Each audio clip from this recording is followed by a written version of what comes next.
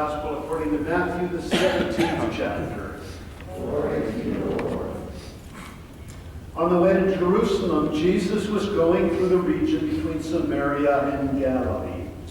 As he entered a village, 10 lepers approached him, keeping their distance. They called out, saying, "Master, Jesus, have mercy on us."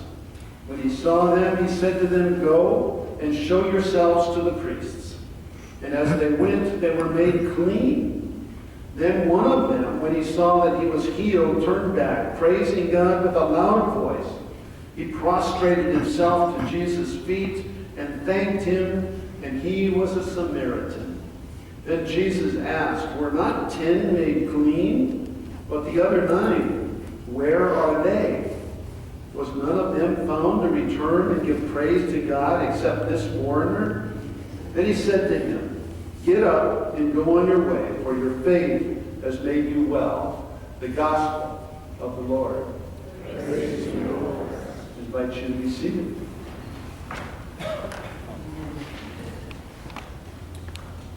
First, let's talk about leprosy. What is it now? What was it at that time?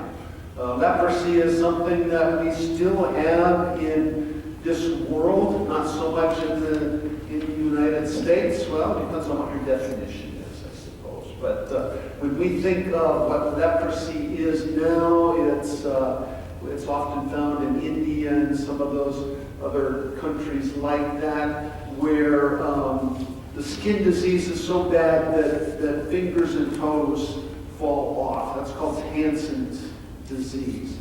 And that's what I think many of us think of as leprosy, but in the time of Jesus, where the story is set, and the story of Naaman, which is several hundred years before Jesus, any skin condition could be considered a leprosy. And so from Hansen's disease, where fingers and toes are falling off, to psoriasis, I think, is, we've got all sorts of commercials on TV about medicine to cure psoriasis now. So leprosy would be anything from psoriasis to Hansen's disease. And it was considered, whatever the skin disease was considered to be so toxic, so contagious, that you had to be isolated. So either you were out on your own, or there were camps outside of cities where lepers could be together. And so they were isolated from their families, they were isolated from the community, and when they came into town, or when they came into contact with anybody, even close, they were to cover their mouths with their hands and shout, maybe not shout, but say loudly, "Unclean, unclean, stay away, unclean, unclean." So these were people that were shunned and were, put out. And I'm wondering, just with that much of an explanation, who might be the lepers of today? Who are the people that we force out, either completely physically or force out by our actions? Who might be considered the lepers of today? Homeless people. If you drive up even the freeway, you can see them. Excuse me. You can see them off the freeway. Might see them everywhere, really. But there are big camps up off of G and H, just off to the east side of the freeway. There are big camps where we, as a society, keep forcing the homeless further and further out. Who else might be considered a leper in today's world? Somebody with HIV, somebody in the LGBT community might be considered a leper, to be outside of our group. somebody that might be contagious? How about in any other groups, people that we might feel that same way about? Different minority groups. Different minority groups. And mental illness. So we got the three that I had written down. So, people with mental illness that we don't understand. And we don't know how to help them and how to just be their friend. So we had 10 lepers in this story, as I was telling the kids. 10 people with skin diseases. 10 people shunned from their families and from their community. 10 people that had to shout out, unclean, unclean. 10 people that were living lives of misery and lives of complete poverty and outcasts. 10 people healed of their disease, and what would that mean for them? It would mean that they could finally come home. They could finally be a part of their family. They could finally be a part of their community. They could finally go to worship. They could finally go to and be an active part of the community. And how many of them turned back to say thank you? But the one. And the one is not the one that would be expected to come back and say thank you. For the one that came back was a Samaritan. And as again, you heard me tell the kids, the Samaritans, they were the bad Jews. So how did that come about? How did Samaritans come about to be considered the bad Jews? There you go, Brian. There's another map for you. So, the quick and down and dirty story of why Samaritans were considered outcasts and not to be good Jews. David and Solomon, King David and King Solomon, ruled over the united kingdom of Israel, where all 12 tribes of Jacob were in one place, and they were under the rule of one king, and it was a good time for Israel. They had a time of peace because together they were so powerful that none of the other kingdoms could come and take advantage of them.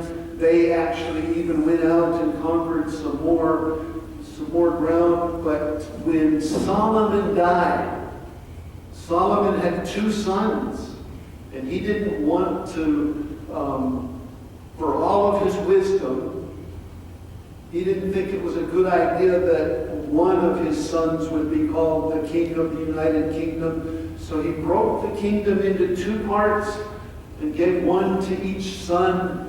And the northern, here's Judea down here with Bethlehem, or Jerusalem and Bethlehem down here.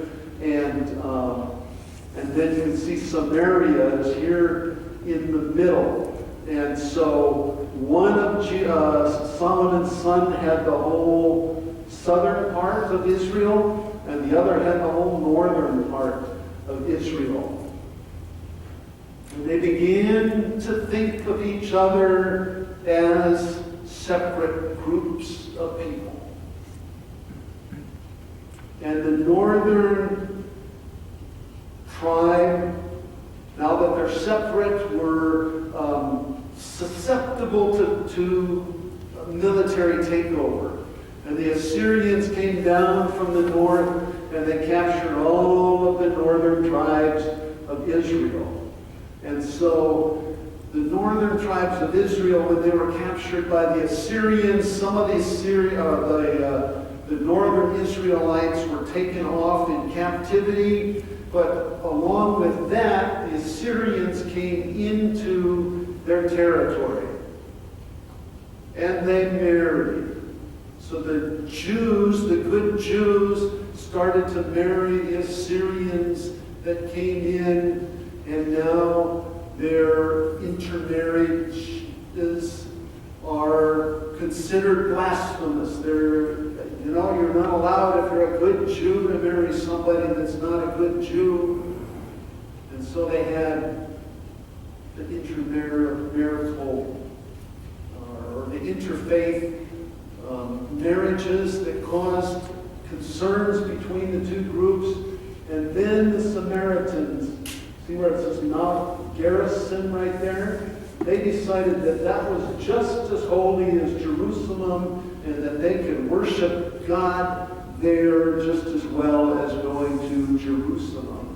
So there were some really bad feelings between the Samaritans and the good Jews down in Judea and around Jerusalem.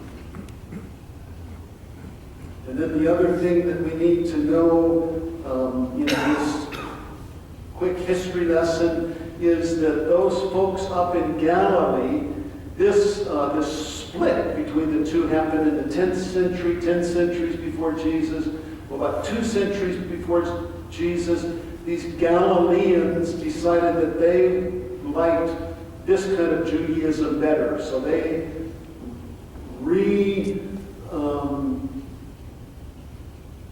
can't even think of what the word I'm looking for is, but they became Jerusalem Jews.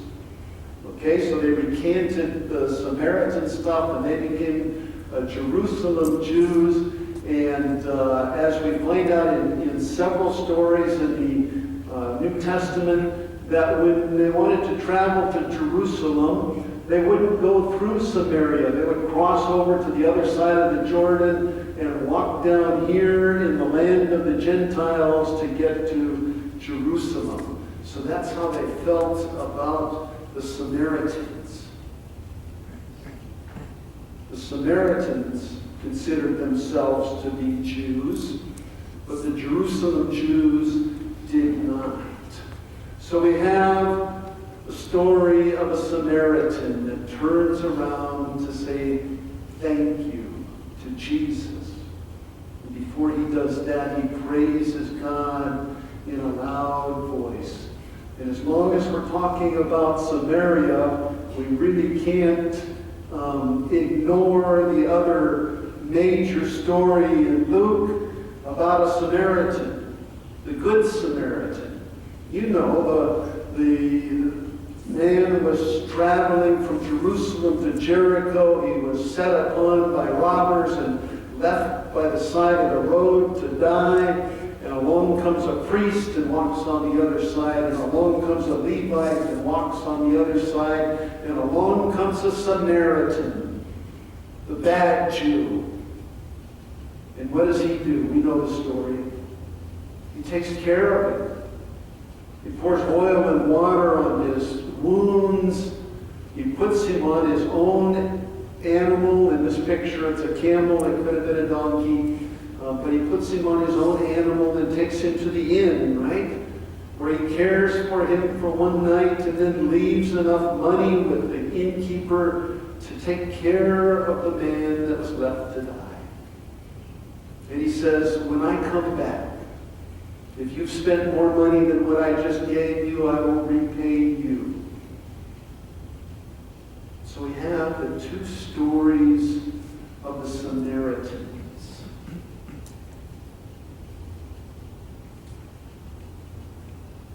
When Jesus was asked by one of the Pharisees, what is the greatest commandment of all? We've done this many times over the 9 years I've been here. I'll bet you all know what it is. What is the greatest commandment of all? Love God with all your heart and all your soul and all your mind, and love your neighbor. So the two stories of the Samaritans. We have the Good Samaritan that Jesus used as an example of loving your neighbor as yourself. He used one of the bad Jews as that example. And then in today's story, the 10 lepers who were healed and the one that comes back, praising God and giving thanks to Jesus, shows us what loving God is all about. So Jesus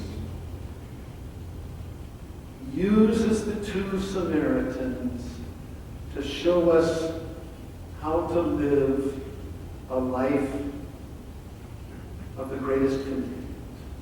Love God and love your neighbor.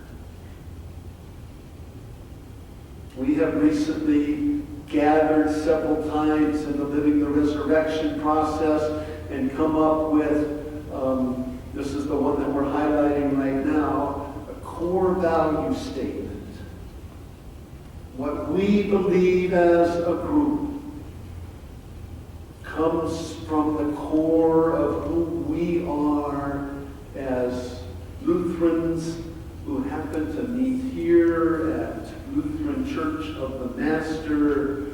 And we have said, as servants of God, we, with the help of Jesus' unconditional love, give support and love to our diverse community. This is where we develop a gratitude attitude, or an attitude of gratitude.